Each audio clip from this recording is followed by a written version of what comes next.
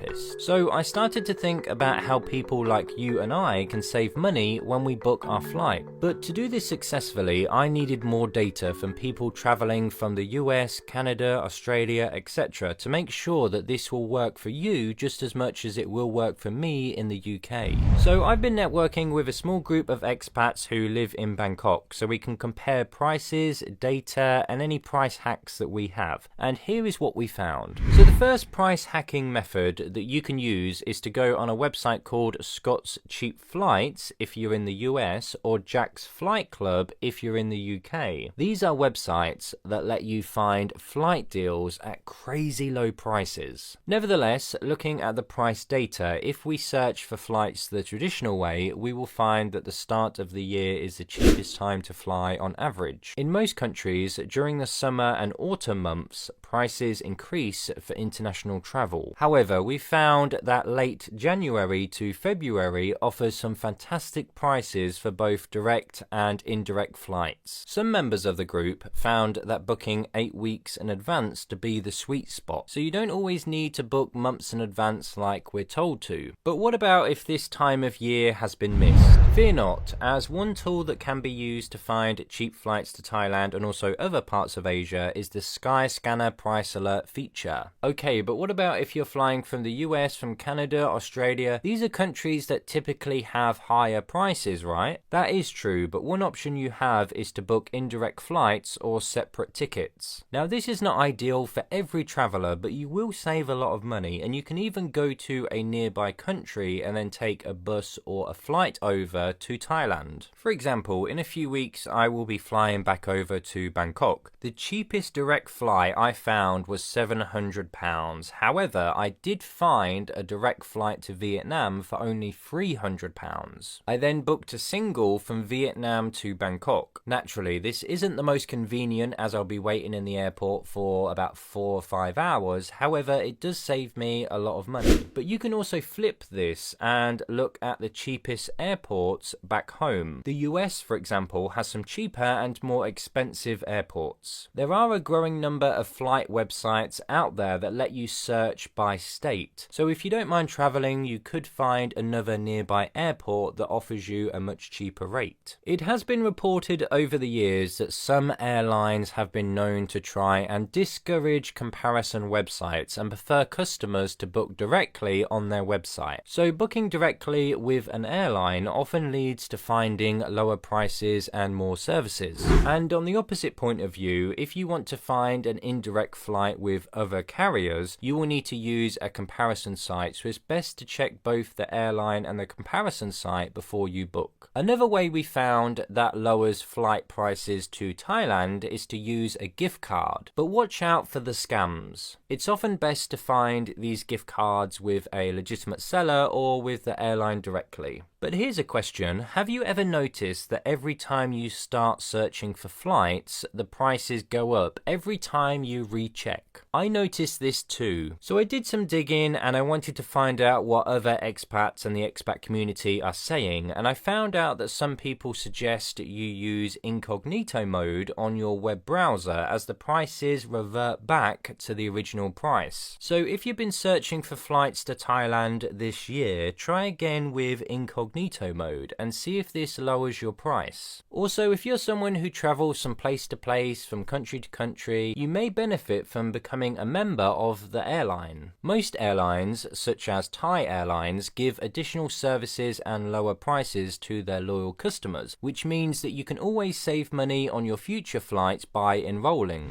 Now, if you've stayed this far into the video, it's only fair that I try to make your flight as comfortable as possible. So the final hack is not so much about price, but comfort. There is a website that I use before each flight, and it's called Seat Guru. It lets you see seat maps, and you can even read reviews from other travelers. The